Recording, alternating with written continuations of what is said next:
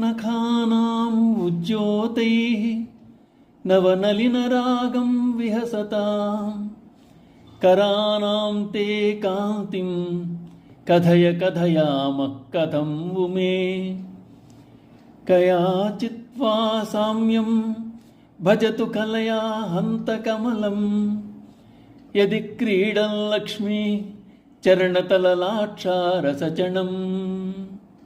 ఉమాదేవి బ్రహ్మ విద్యాస్వరూపిణి. ఉదయమునందు వికసించిన తామర పువ్వుల యొక్క కాంతిని పరిహసిస్తున్న నీ హస్తముల యొక్క వాటి విరేళ్ల నఖముల యొక్క శోభను ఏ విధంగా వర్ణించగలను?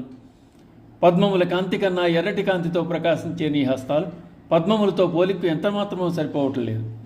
పద్మములందు విహరించే లక్ష్మీదేవి పాదములందు ధరించిన లత్తుకు యొక్క ఎర్రదనాన్ని ఆ పద్మములు పొందిన నీ హస్తములతో పోలిక పద్మాలు తగవు తల్లి. శంకరులు ప్రస్తుత శ్లోకమునందు అమ్మవారి హస్తములను ఆ చేతులకున్న నఖముల ఎర్రదనమును వర్ణన చేస్తున్నారు. ఉమే అని అమ్మవారిని సంబోధిస్తున్నారు. పార్వతి శివుని గురించి తపవర్ణించుటకై అడవులకు బయలుదేరినప్పుడు మేనాదేవి తపస్సు వద్దు అని పలికింది. ఆ సంబోధనే అమ్మవారి నామం ఉమా అయింది.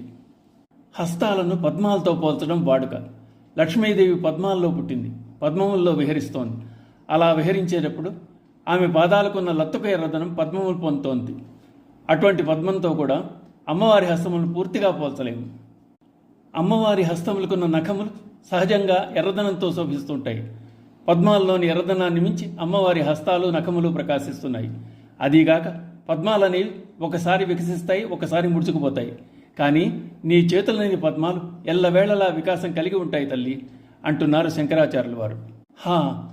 నీ హస్తములతో పోలికు ఎర్రని రేకులు గల పద్మం కూడా సరిపోదు.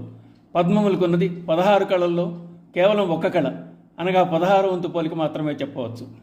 అమ్మ చేతులు అఖండమైన ఐశ్వర్యాన్ని ప్రసాదిస్తాయి. అన్ని ఐశ్వర్యాల కన్నా గొప్ప ఐశ్వర్యం మోక్షలక్ష్మి. మోక్ష ఐశ్వర్యాన్ని కూడా అమ్మ తన చేతులతో ఇస్తుంది. జీవుడు సాధించవలసినవి ధర్మార్థకామ మోక్షాలు అనే చతుర్విధ పురుషార్థాలు. ఈ 4 ఇవ్వడానికి 4 చేతులు కలిగి ఉంది అమ్మవారు. పంచముఖుడైన మహాదేవుడు కానీ, చతుర్ముఖ బ్రహ్మ కానీ, షణ్ముఖుడైన సుబ్రహ్మణ్యేశ్వరుడు కానీ, సహస్రపడగల ఆదిశేషుడు కానీ, మరి ఏ ఇతర దేవతలు కూడా అమ్మవారి కాలి వ్రేలను కూడా వర్ణించలేరు. అటువంటప్పుడు మానవ మాత్రమే మేము నీ చేతుల యొక్క సౌందర్యమును కానీ అందులో కొంత భాగమునైనా ఏమని వర్ణించగలం తల్లి?